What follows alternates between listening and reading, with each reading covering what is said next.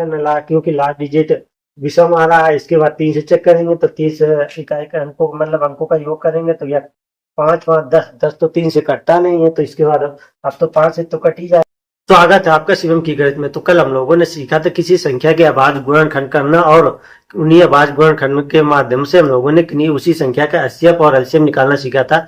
अगर आप लोगों ने वो वीडियो नहीं देखी तो चैनल के डिस्क्रिप्शन में कल की वीडियो का लिंक पड़ा होगा, आप लोग वहां से देख लीजिएगा या जाके, या चैनल पर प्लेलिस्ट बनी है, आप लोग वहां से जाकर देख लीजिएगा जाकर। आइए तो चलिए आज उसी में एक्सरसाइज नंबर प्रश्नावली, उसी की प्रश्नावली 1.1 के क्वेश्चन सॉल्व करते हैं।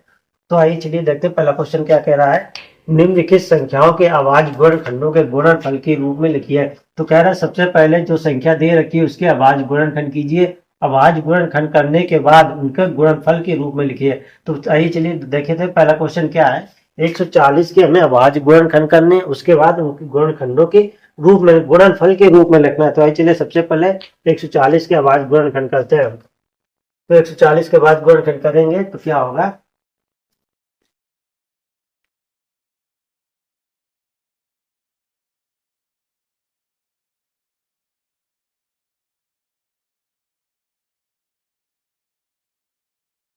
चलिए देखते हैं 140 के अभाज्य गुणनखंड करते हैं। तो आइए चलिए 140 के अभाज्य गुणनखंड क्या होंगे। 140 के हम अगर अभाज्य गुणनखंड करेंगे तो देखिए सबसे पहले अभाज्य गुणनखंड करने से पहले हम देख लेते हैं कि कोई संख्या है जो वो कौन सी संख्या से कटेगी। मान लीजिए 140 है, अगर हमें इस संख्या को 2 से काटना है, तो अगर 2 से संख्या काटना है तो 2 से संख्या काटने के लिए उसके जो लास्ट में है, लास्ट के यूनिट डिजिट है यानी कि जो इकाई का अंक है वो सम संख्या होना चाहिए। क्या होना चाहिए, सम संख्या होनी चाहिए। तभी वो संख्या जो है ना, तभी वो दी हुई संख्या 2 से कटेगी। सम संख्या का मतलब हो जाएगा 0 2 4 6 और 8।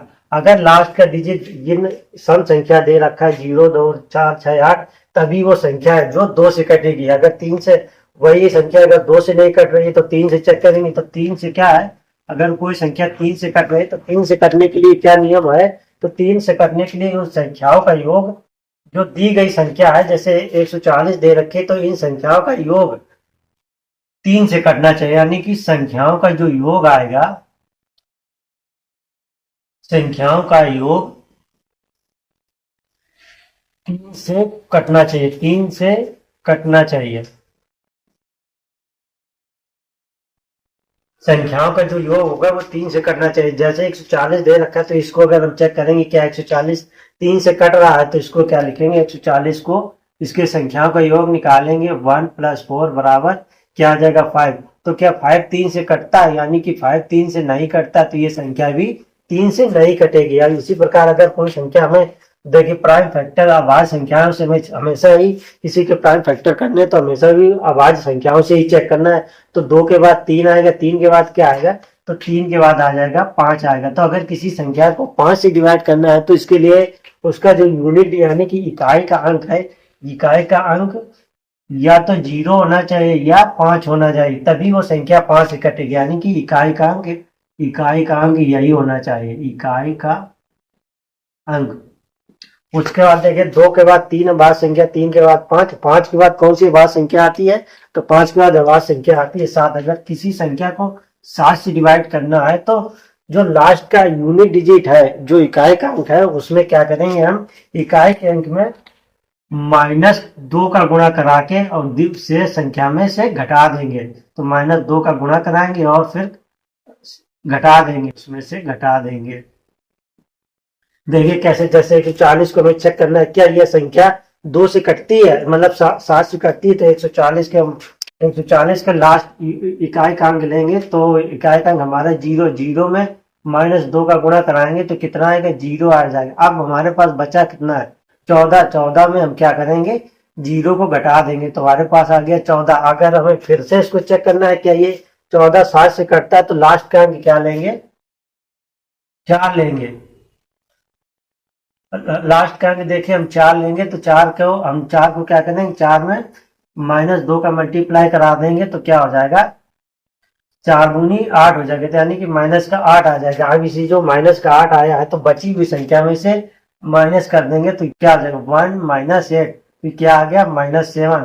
तो ये 7 जो है 7 से कट जाता है, यानी कि दी हुई संख्या ये 7 से कट जाएगी। अब भाई चलिए देखते हैं कोई संख्या इसके बाद 2 3 5 7, इसके बाद क्या आएगा 11 आएगा। 7 के बाद आएगा 11 बार संख्या। तो 11 बार संख्या आ गई, तो 11 से करने के लिए क्या हम चेक करेंगे, मतलब कि जो आवाज संख्या दे रखी, कोई भी संख्या दे रखी है उसका इकाई के अंकों का मतलब कि विषम अंकों का विषम जो स्थान होंगे, विषम जैसे एक ये विषम अंक विषम स्थान हो गया और एक ये विषम स्थान हो गया। विषम स्थान के अंकों का योग यानी कि विषम स्थान के अंकों का योग क्या होगा, 1 प्लस 0 माइनस जो सम स्थान पर आएंगे, सम स्थान पर अंकों का योग।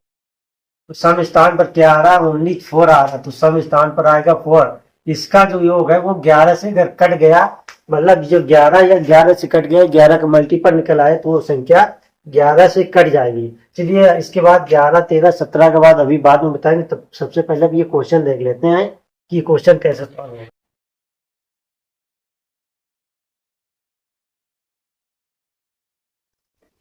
तो चलिए 40 से गुणा करते हैं क्या होगा। तो सबसे पहले देखिए इसमें लास्ट में 0 यानी कि सम संख्या आ रही, तो ये संख्या 2 से कट जाएगी, तो 2 से काटेंगे 2 7 14 और ये 0 आ जाएगी। देखिए फिर लास्ट में सम संख्या आ रही तो 2 से कट जाएगा, ये आ जाएगी 35।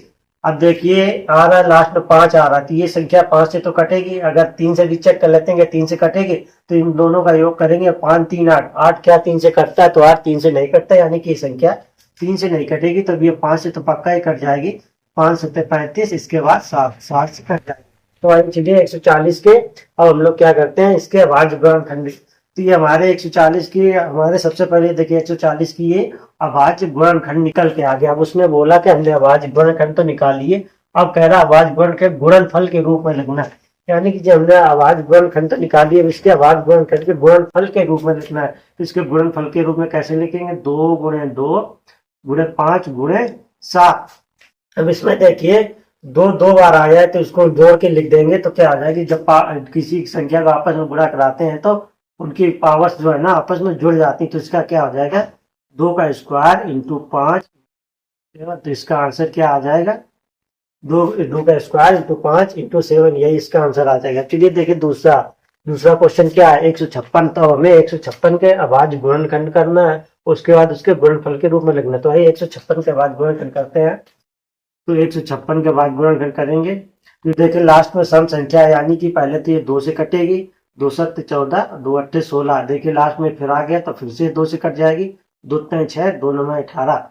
देखिए ये 2 से तो कटेगी नहीं, विषम संख्या आ गई, तब इसके अंकों का योग चेक करते हैं। 9 3 12, 12 3 से कट जाता है, तो इसलिए संख्या क्या 3 से कट जाएगी। तो 3 एकम 3 और 3 त्रिका 9। अब ये देखिए इसके अंकों का योग 3 1 4 आ गया, यानी कि अब तो ये संख्या सीधे सीधे 13 से कटेगी, तो उन लोगों को दिख रहा है ये आ गया। तो 256 की ये देखिए 156 की देखिए हमारे अभाज्य गुणनखंड निकल के आ गया। तब इसको अभाज्य गुणनफल के गुणनफल के रूप में लिखते हैं। तो कैसे लिखेंगे, 2 गुणे 2 गुणे 3 गुणे 13। तो इसके अभाज्य गुणनखंड तो ये आ गया। तब इसमें देखिए 2 2 बार आए, तो इसको स्क्वायर करके लिख देंगे, 2 का स्क्वायर 13, यही आंसर आ गया इसका। इसका आंसर अगर हम ये भी लिख के छोड़ देंगे तब भी हमारा ये आंसर सही होगा, अगर इसको ऐसे भी लिख देंगे तब भी हमारा आंसर सही होगा। तो दोनों ही हमारे आंसर सही, चाहे तो हम यहीं पर छोड़ देते हैं, चाहे तो इसको और छोटा सा करके ये लिख देते हैं। चलिए आप देखते हैं तीसरा क्वेश्चन क्या है। तीसरा क्वेश्चन है 3825। तो हमें 3825 के अभाज्य गुणनखंड करने हैं। तो 3825, तो सबसे पहले देखिए लास्ट में तो विषम संख्या तो है, सम संख्या है तो नहीं थी, यानी कि 2 से तो कटेगी नहीं। अब हम चेक करते हैं कि क्या ये संख्या 3 से कटेगी। तो 3 से कटने के लिए सबसे पहले चेक करेंगे इसके अंकों का योग 3 से कट रहा है क्या, तो चेक करते हैं। 5 5 2 7 और 7 3 10 और 8 18, यानी कि 18 जो है वो 3 से कट जाता है, तो यानी कि ये दी हुई संख्या हमारी 3 से कट जाएगी। तो अब चलिए इसको 3 से काटते हैं। 3 एकम 3, 3 दूनी 6, बचा क्या 2, तो यहाँ हो गया 22, 3 7 21, बचा 1 53 15। इसके बाद फिर से चेक करते हैं क्या ये संख्या 3 से कटेगी। देखिए 2 1 3 7 3 10 5 15, यानी कि 15 3 से कटता है, तो ये संख्या भी 3 से कट जाएगी। तो चलिए फिर से 3 से काटते हैं। तो ये 3 से काटेंगे, 3 चौके 12 और 3 दूनी 6 53 15। अब देखिए 425 क्या 3 से कटेगा, 4 2 6 5 11, यानी कि ये 3 से तो कटेगी नहीं, 11 3 से कटता नहीं है। तो अब चलिए 11 के बाद अब साफ साफ दिख रहा है कि लास्ट में डिजिट 5 है, तो यानी कि ये संख्या 5 से तो कट ही जाएगी। इकाई का 5, तो इसको 5 से काटेंगे, तो 5 अट्ठे 40, बचा 2 पचम 25। अब देखिए फिर से लास्ट डिजिट 5 आ गया, तो ये फिर से 5 से कट जाएगी। 5 से काटेंगे तो ये क्या आ जाएगा, 5 कम 5 बचा क्या 3, 5 सत्ते 35। अब ये देखिए सीधे सीधे 17 से कट जाएगी, 17 कम 17। तो ये देखिए 3825 के हमारे प्राइम फैक्टर अभाज्य गुणनखंड क्या निकल के आया, 3 गुणे 3 गुणे 5 गुणे 5 गुणे 5। ये तो हमारे 3 3 5 5 साल 17 अभाज्य गुणनखंड निकल के, अब इसको अभाज्य गुणनखंड निकल के अब इसको अभाज्य गुणनखंडों के गुणनफल के रूप में लिखना है। तो किस प्रकार लिखेंगे, इसको लिखेंगे 5 गुणे 5 गुणे 17। देखिए 2 2 बार आया हुआ है, तो इसको पावर में लिख देंगे, 3 का स्क्वायर इंटू 5 का स्क्वायर इंटू 17, यही हमारा आंसर हो जाएगा। अब आइए चलिए देखते हैं क्वेश्चन नंबर 4। ये देखिए हमारा फर्स्ट क्वेश्चन हो गया, ये सेकंड क्वेश्चन हो गया, और ये हमारा थर्ड क्वेश्चन हो गया। अब क्वेश्चन नंबर देखते हैं 4। 4 क्वेश्चन क्या है, 5005 लिखा है, तो सबसे 5000। देखिए सबसे पहले चेक करते हैं, देखिए 2 से तो कटेगा ना ला, क्योंकि लास्ट डिजिट विषम आ रहा है। इसके बाद 3 से चेक करेंगे, तो 30 इकाई का अंकों मतलब अंकों का योग करेंगे, तो यह 5 5 10 10 तो 3 से कटता नहीं है। तो इसके बाद अब तो 5 से तो कट ही जाएगा, क्योंकि लास्ट का इकाई का एक अंक हमें दिख ही रहा है कि 5 है, जो 5 से कटेगा। तो पहले 5 से काटते हैं, 5 कम 5 0 0, 5 कम 5। अब ये देखिए 5 से तो कटेगा नहीं। अब इसको 7 से काट के देखते हैं, तो 7 से क्या कटेगा, ये इसको 7 से काटेंगे। 7 काटने के लिए इसमें -2 का गुणा कराएंगे, तो इसमें से घटाएंगे, 100 में जाएगा 98 98, यानी कि 14 सत्ते 98 आया, यानी कि 7 से कट जाएगा। चलिए इसको समझा देते हैं। जैसे हमारे पास आया 101, हमें चेक करना है क्या ये संख्या 7 से कटेगी, तो लास्ट का अंक उठाएंगे हम। लास्ट के अंक में हम क्या करेंगे, 1 है, इसमें -2 का गुणा कराएंगे, तो आया -2। अब हमारे पास हमने ये क्या किया था, 1 ले लिया था, हमने ये 1 ले लिया था, तो हमारे पास बचा था सिर्फ 100 बचा था। तो 100 में क्या करेंगे, अब ये -2 कर देंगे इसमें, तो हमारे पास क्या बचा 98। 98 बचा। अभी मान लो बड़ी संख्या में दिख रही, फिर से सामने चेक करने के लिए क्या करेंगे, फिर लास्ट में 8 को उठा लेंगे, तो 8 को उठाएंगे, इसमें -2 का गुणा कराएंगे, तो कितना आ जाएगा 8 दूनी 16 आ जाएगा, तो यह आ जाएगा -16। तो इसमें से 9 में से अगर हम -16 कर देंगे, तो क्या बच जाएगा 7, -7, तो यानी कि 7 जो है 7 से कट जाता है, यानी कि ये जो 1001 संख्या है वो हमारी क्या 7 से कट जाएगी। ये है शॉर्टकट मेथड। अगर आप लोगों को याद रहेगा तो आप क्वेश्चन को जल्दी ही सॉल्व कर लेंगे। तो ये इसको 7 से काटते हैं, तो क्या हो जाएगा 7 एकम 7, बचा क्या है यहाँ पर 3, तो 7 चौक 28, बचा क्या है यहाँ पर 2, यानी कि 7 21, ये हो गया 700, मतलब 143 आ गया। अब ये 143 7 से तो कटेगा नहीं, क्योंकि 14 और ये नहीं कटेगा। इसके बाद अब 7 से नहीं कटेगा। 11 से काटने के लिए हमने क्या रूल बताया था, 11 से काटने के लिए बताया था विषम अंकों का योग और माइनस सम अंकों का योग। अगर 11 या 11 के मल्टीपल में आ रहा है तो कट जाएगा। देखिए विषम अंक इसमें क्या क्या है, तो विषम अंक आ रहा है हमारा 1 आ रहा प्लस 3 आ रहा है, तो इसका योग आ गया 4। समान कितना आ रहा है 4, यानी कि 4 में से अगर 4 चला जाएगा तो 0, तो 0 तो 11 से कट ही जाता है, यानी कि संख्या 11 से कट जाएगी। तो ये चलिए उसको 11 से काटते हैं। 11 से काटेंगे, 11 एकम 11 और 11 33, 13 से कट जाएगा, 13 एकम 13। तो ये 5005 के अभाज्य गुणनखंड क्या निकल के आए, 5 गुणे 7 गुणे 11 गुणे 13। तो इसका आंसर क्या हो गया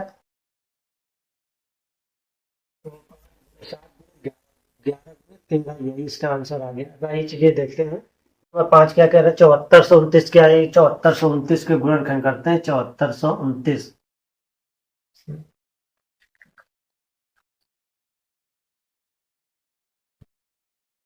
आइए क्वेश्चन नंबर 5 देखते हैं। क्वेश्चन नंबर 5 में क्या 7429 के, तो हमें 7429 के अभाज्य गुणनखंड करने हैं। तो आइए चलिए इसके अभाज्य गुणनखंड करते हैं। देखिए इसमें लास्ट का यूनिट डिजिट सम संख्या नहीं है, तो 2 से नहीं कटेगा। अंकों का योग चेक कर लेते हैं, 7 4 11 2 13 9 22, यानी कि अंकों का योग 3 से नहीं कट रहा है, तो ये संख्या 3 से नहीं कटेगी। 5 से कटने के लिए 0 या 5 होना चाहिए, तो संख्या 0 5 भी नहीं तो 5 उससे भी नहीं कटेगी। ये संख्या सीधे सीधे देखिए, ना तो ये 7 से कटेगी, ना 111 से कटेगी, ना 113 से, तो ये संख्या कटेगी जाके सीधे 17 से कटेगी। अगर हम 17 से संख्या को काटेंगे, चलिए इसको संख्या को 17 से काट के देखते हैं कितना आएगा। 74 2 29 आ रहा है, इसको काटेंगे 17 दूनी 34, 17 51, 17 चौके 68 आ जाएगा, यानी कि 68 आएगा। इसमें 14 में 8 जाएंगे, 6 बचेगा, 2 17 तय 51 हो जाएगा। इसके बाद कितना बचेगा, 11, 9 को उतारेंगे तो ये क्या आ जाए, 17 17, यानी कि 17, ये संख्या 17 से कट रही है, तो यानी कि कितना आ जाएगा, 17 से काटेंगे तो आ जाएगा 437। अब ये 17 से काटेंगे, 17 34, 34 और 34 के बाद होता है 9 97, यानी कि 17 से कटेगा नहीं। तो 17 के बाद अब किससे चेक करेंगे, 19 से चेक करेंगे, तो 19 से चेक करेंगे, 19 दूना 38, बचा गया 5, तो 19 तय 57, यानी कि जैसा अब ये संख्या 23 से काटेंगे तो 23, तो देखिए 74 29 के अभाज्य गुणनफल क्या निकल के आया, 17 19 और 23। अब इसके गुणनफल के रूप में लिखना है, तो इसका क्या लिखेंगे, 17 गुणे 19 गुणे 23, तो 3469 का 3429 के अभाज्य गुणनफल क्या निकल के आया, 17 19 और 23, इनको गुणनफल के रूप में लिख देंगे। यही हमारा देखिए आंसर हो गया। तो भी आप लोगों को अगर स्क्रीनशॉट ले लिए। चलिए क्वेश्चन नंबर दूसरा देखते हैं। दूसरा क्या कह रहा है, पूर्णांकों के निम्नलिखित युग्मों के एचसीएफ और एलसीएम ज्ञात कीजिए तथा इसकी जांच कीजिए कि दो संख्याओं का गुणनफल बराबर एलसीएम और एचसीएफ है। तो वही चलिए क्या कह रहा है, सबसे पहले देखिए फार्मूला दे रखा है हमारा। चलिए फार्मूला सबसे पहले लिखते हैं, क्या दे रखा है, दो संख्याओं का गुणनफल, दो संख्याओं का गुणनफल बराबर दे रखा है LCM into HCF, LCM into HCF. ये जो फार्मूला दे रखा है, ये कल मैंने पूरा डिटेल में समझाया था कि फार्मूला कैसे प्रूव होता है। तो आइए चलिए आप इसके क्वेश्चन सॉल्व करते हैं। अगर आप लोगों ने कल की वीडियो नहीं देखी है तो आप लोग चैनल पर जाकर कल की वीडियो देख लीजिएगा। चलिए पहला क्वेश्चन करते हैं। तो पहला कह रहा है कि इन संख्याओं का पहले तो एलसीएम निकालना है, फिर एलसीएम निकालना है, फिर इस फार्मूले में रख के इसकी जांच करनी है। तो पहले सबसे पहले इन दोनों संख्याओं के हम लोग अभाज्य गुणनफल करते हैं। तो पहले 26 और 91 के अभाज्य गुणनफल करते हैं। तो सबसे पहले हम 26 के अभाज्य गुणनफल करेंगे तो क्या निकल के आएगा, 2 से काटेंगे 13 और 13 एक 13, तो 26 के अभाज्य गुणनफल ये निकल के आएगा। 91 के अभाज्य गुणनफल करेंगे तो 91 के अभाज्य गुणनफल क्या करें हो जाएंगे। तो देखिए 9 1 10, 2 से नहीं कटेगा, 3 से नहीं कटेगा, 7 से 5 से भी नहीं कटेगा, 0 5 13 से कटेगा। सॉरी, सबसे पहले 7 से काटेंगे, उसके बाद 7 से काटेंगे 13 बार जाएगा, 13 से काटेंगे 13 एकम 13, ये 7 13 से 91। अब इसका हमें क्या निकालना है, एचसीएफ निकालना है। एचसीएफ निकालने के लिए क्या होता है, जब हम एचसीएफ निकालेंगे तो एचसीएफ का मतलब होता है जो संख्याएं दोनों में कॉमन होती है हम उनको लिखते हैं। तो एचसीएफ में देखिए दोनों में हमें कॉमन क्या मिल रहा है, इसमें देखिए 13 और 13, तो यानी कि दोनों में हमें 13 कॉमन मिल रहा है, तो इसका एचसीएफ क्या हो जाएगा, 13 हो जाएगा। इसके बाद हम लोग एलसीएम निकालते हैं। तो एलसीएम क्या होता है, जो दोनों में मिलती हैं, जो दोनों में कॉमन मिलती हैं वो भी लिखते हैं, और जो नहीं कॉमन मिलती हैं वो भी लिखते हैं। तो देखिए सबसे पहले इसमें 13 13 कॉमन मिल रहा है, तो सबसे पहले देखिए हम लिखेंगे 13 लिखेंगे। इसके बाद अब कॉमन क्या नहीं मिल रहा है, 2 भी कॉमन नहीं मिल रहा है और 7 भी कॉमन नहीं मिल रहा है। तो इसका एलसीएम क्या हो जाएगा, 7 13 7 91, 91 दूना 168, तो इसका एलसीएम कितना हो जाएगा, 91 दूना 13 7 91, 91 गुणे 2, तो 2 एकम 2 और 2 9 18, यानी कि 182 हो जाएगा। आइए चलिए अब इसमें इस फार्मूले में जांच करते हैं। तो इस फार्मूले में जांच करने का क्या मतलब है कि दो संख्याओं का गुणनफल, तो हमारी दो संख्याएं क्या क्या दे रखी हैं, 26 और 91, 26 और 91, यानी कि जो 26 और 91 का गुणनफल होगा वही गुणनफल हमारा एलसीएम और एचसीएफ पे निकलना चाहिए। तो आइए पहले 26 और 91 का गुणनफल कराते हैं, क्या निकल के आएगा। तो सबसे पहले देखिए इसमें 1 का गुणा कराएंगे तो ये 26 आ जाएगा। इसके बाद कराएंगे 9 6 54 और 9 दूनी 18 5 23, तो 6 4 2 6, तो 3 और 2, इसका निकल के आया 2366 निकल के आया। अब इसी प्रकार अब हम ये हमारा एलसीएम और एचसीएफ का गुणा कराएंगे तो कितना निकल के आएगा, यानी कि 182 गुणे 13, 13 दूनी 26 और 13 अट्ठे 104, 104 और 2 6, कैरी गया 10, 13 एकम 13, 10 23। यानी कि क्या कह रहा है, दो गुणन संख्याओं का गुणनफल, यानी कि दो संख्याओं का गुणनफल ये और बराबर एलसीएम और एचसीएफ, यानी कि दोनों संख्याओं का गुणनफल और एचसीएफ बराबर निकल के आ गया, यानी कि हमारा जो फार्मूला है इस पर सही बैठता है। ये चलिए दूसरा क्वेश्चन देखते हैं। दूसरा क्वेश्चन पे क्या कह रहा है, 510 और 92 का हमें एलसीएम और एचसीएफ निकालते। तो आइए सबसे पहले 510 के गुणनखंड करते हैं। भाज्य गुणनखंड क्या होंगे, तो 510 के भाज्य गुणनखंड करेंगे तो इसको पहले 2 से काटेंगे, 2 दूनी 4, 2 पंचे 10 और तो देखिए 5 5 10 दोबारा, यानी कि 3 से कट जाएगा, 3 24, 53 15। अब देखिए 8 5 13, यानी कि अब ये 5 से कटेगा, 17 अपना 85, अब ये 17 से कट जाएगा, एक एक आ जाएगा। अब इसके बाद देखिए हमें 92 के गुणनखंड करने हैं। 92 की करेंगे तो इस 2 से काटेंगे, 2 चौके 8, 2 छंग 12। अब इसको 23 से काट दें, 2 से काट देंगे, अब सीधे सीधे 23 से कट जाएगा। तो दो संख्याओं के अभाज्य गुणनखंड क्या निकल के आए, ये निकल के आया। अब इनका एलसीएम निकालें, एचसीएफ निकालेंगे तो एचसीएफ में क्या होता है, जो संख्या दोनों में कॉमन होती है वो लेते हैं। तो दोनों में देखिए क्या कॉमन है, इसमें 2 कॉमन आ रहा है, दोनों में सिर्फ 2 ही कॉमन आ रहा है। इसके बाद अब एलसीएम निकालेंगे तो एलसीएम में क्या लिखते हैं, जो दोनों में कॉमन होता है वो भी लिखते हैं, जो दोनों में नहीं कॉमन होता है वो भी लिखते हैं। तो आइए देखिए इसमें क्या क्या कॉमन मिल रहा है, सिर्फ 2 ही कॉमन मिल रहा है। उसके बाद लिखेंगे हम, फिर इसमें से एक देखिए ये 2 बचा है, 2 लिखेंगे। इसके बाद इसमें से हम लिखेंगे 3, लिखेंगे 5, इसके बाद लिखेंगे 17, इसके बाद लिखेंगे 23। तो दो संख्याओं पे एलसीएम और एचसीएफ हमारा निकल के आ गया। अब हम लोगों को चेक करना है क्या ये जो हमारा एलसीएम एचसीएफ निकल के आया है सही है, यानी कि दोनों संख्याओं का गुणनफल क्या इनके बराबर आ रहा है। तो सबसे पहले दोनों संख्याओं का गुणनफल करते हैं।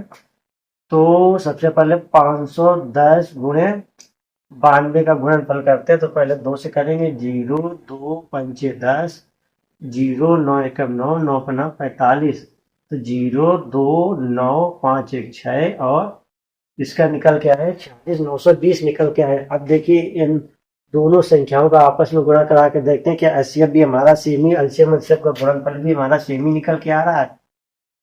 कराते हैं, देखिए 2 2 दूनी 4, दूनी 8, इनका 24 पंचे 120, यानी कि 120 गुणे 17 गुणे 23 कराना है हमको। तो पहले 17 का गुणा करा लेते हैं। तो 0 7 दूनी 34 और 17 एकम 17 3 20, ये आ गया। इसके बाद हम 23 का गुणा कराएंगे। तो 0 23 3 4 23 चौके 92, ये 0 9 23 का 23 दूनी 46। देखिए हमारा एलसीएम जो दो संख्याओं का गुणनफल था और वही देखिए हमारा एलसीएम और एचसीएफ का भी गुणनफल निकल के आ गया है। अब आइए चलिए तीसरा क्वेश्चन देखते हैं। तीसरा क्वेश्चन क्या है, 336 और 54 का हम लोगों को पहले एचसीएफ गुणनखंड करना है, उसके बाद उनका एलसीएम और एचसीएफ निकालना है। तो पहले 336 के गुणनखंड करते हैं। तो 336 का गुणनखंड क्या निकलेंगे, 2 से काटेंगे, 2 एकम 2, 2 छंगे 12, 2 अट्ठे 16, फिर 2 से काटेंगे, 2 अट्ठे 16, 2 चौके 8, 2 चौके 8, 2 दूनी 4, ये 20 से कट जाएगा, ये 3 से कटेगा और अब ये 7 से कट जाएगा। इसके बाद देखिए इसके गुणनखंड ये निकल के आ गए। इसके बाद हमें 54 के गुणनखंड करने हैं। तो 54 के गुणनखंड क्या हो जाएंगे, 2 से काटेंगे, 2 दूनी 4, 2 सत्ते 14, अब ये 3 से कट जाएगा, 7 होगा, 3 नंबर 27, 3 3 का 9, 3 एकम 3। तो यही चलिए अब इसका सबसे पहले हम लोग इसका निकालते हैं एचसीएफ। एचसीएफ क्या निकल के आएगा देखते हैं, एचसीएफ क्या निकलेगा हमारा इसका। तो ये देखिए पहला क्वेश्चन ये हो गया, दूसरा क्वेश्चन हमारा ये हो गया, तीसरा क्वेश्चन हमारा यहाँ से हो गया। तो ये सबसे पहले इसका एचसीएफ निकालते हैं। एचसीएफ क्या होगा, जो दोनों में कॉमन मिलेंगी वही एचसीएफ हो जाएगा। तो दोनों में देखिए क्या कॉमन मिल रहा है, 2 कॉमन मिल रहा है, इसके बाद 3 कॉमन मिल रहा है, तो यानी कि इसका एचसीएफ जो हमारा निकल के आएगा, एचसीएफ क्या हो जाएगा 2 गुणे 3, यानी कि 2 गुणे 3, यानी कि इसका एचसीएफ जो निकल के आया हमारा 6 एचसीएफ निकल के आया। इसके बाद हम एलसीएम निकलेंगे। तो इसका जो एलसीएम हमारा, इसका एलसीएम देखिए हम यहाँ किए देते हैं, एलसीएम क्या निकल के आएगा, एलसीएम जो दोनों में कॉमन मिलता है वो भी लिखते हैं, और जो दोनों में कॉमन नहीं मिलता वो भी लिखते हैं। तो सबसे पहले देखिए 2 और 3 इसमें कॉमन मिल रहा था, तो लिखेंगे 2 गुणे 3। इसके बाद देखिए इसमें क्या बच रहा था, 2 2 2 3 और 7। देखिए 3 तो इसमें से कॉमन ही हो गया था, 2 2 7। तो इसमें लिखेंगे 2 2 2 गुणे 7। इसके बाद इसमें से 3 और 3, तो 3 और 3 निकलेगा, यानी कि एलसीएम हमारा 6 निकल के आया और एलसीएम हमारा इतना निकल के आया है। तो एलसीएम निकल के अब हमें वेरीफाई करना है कि दोनों संख्याओं का गुणनफल क्या इसके बराबर है। तो आइए पहले सबसे पहले 336 और 54 का गुणनफल निकालते हैं, तो देखते हैं क्या निकल के आया है आता है। तो पहले 336 गुणे 54 करेंगे, तो देखते हैं क्या निकल के आता है। 4 का गुणेंगे, 4 3 24, कैरी गया 2, 4 3 14, 4 3 12 और 1 13, गुणे 5 छक्का 30, 5 3 15, 15 3 18, 5 3 15 और 1 16, 4 4 3 6 7 1 8, और ये इसका निकल के आया 18,144, यानी कि दो संख्याओं का जो गुणनफल निकल के आया 18,144 निकल के आया। अब चलिए देखें एलसीएम और एचसीएफ का गुणनफल क्या निकल के आता है। तो एचसीएफ तो हमारा 6 निकल के आया था। इसके बाद एलसीएम क्या होगा, 2 तिहाई 6, दूनी 12, दूनी 24, दूनी 48 और 3 तिरका 9 और 9 63, यानी कि हमें 48 गुणे 63 भी करना है। तो सबसे पहले यह है, सबसे पहले इसका 6 में 6 का गुणा करा लेते हैं 48 में। तो 48 के 8 कैरी गया 4 6 24, 4 28 288 गुणे अब हमें 63 करना है। तो 63 24 कैरी गया 2 8 24 2 26 कैरी गया, हाँ कैरी गया 2 तो 3 दूनी 6 2 8। इसके बाद हम 6 का गुणा कराएंगे, तो 48, इसको यहाँ लिख देते हैं 864 गुणे 48 के 8 कैरी गया 4, 48 4 कैरी गया 5 और 6 दूनी 12 5 17 1718, यानी कि 4 8 से 14 के 4 8 2 10 से 11 7 1 8 18 से 44। ये देखिए 18,144, यानी कि दोनों संख्याओं का मान सेम निकल के आ गया। तो यानी कि ये फार्मूले में हमने सारी क्वेश्चन वेरीफाई कर दिए कि ये फार्मूले में दोनों के मतलब तीनों क्वेश्चनों की हम लोगों ने जांच कर दी कि क्वेश्चन मतलब इनका एचसीएफ और एचसीएफ सही निकल के आ रहा है। तो वीडियो थोड़ा लंबी हो रही है, इसके लिए आगे की जो क्वेश्चन है वो हम इसके पार्ट 2 में करवा देंगे। तो आप लोगों को वीडियो अगर अच्छी लगी हो तो वीडियो को लाइक करें, और ऐसे ही वीडियो देखने के लिए चैनल को भी सब्सक्राइब कर लें। और इसके आगे के क्वेश्चन वीडियो के पार्ट 2 में करवा देंगे, तो आप लोगों को प्ले लिस्ट में उसकी लिंक मिल जाएगी।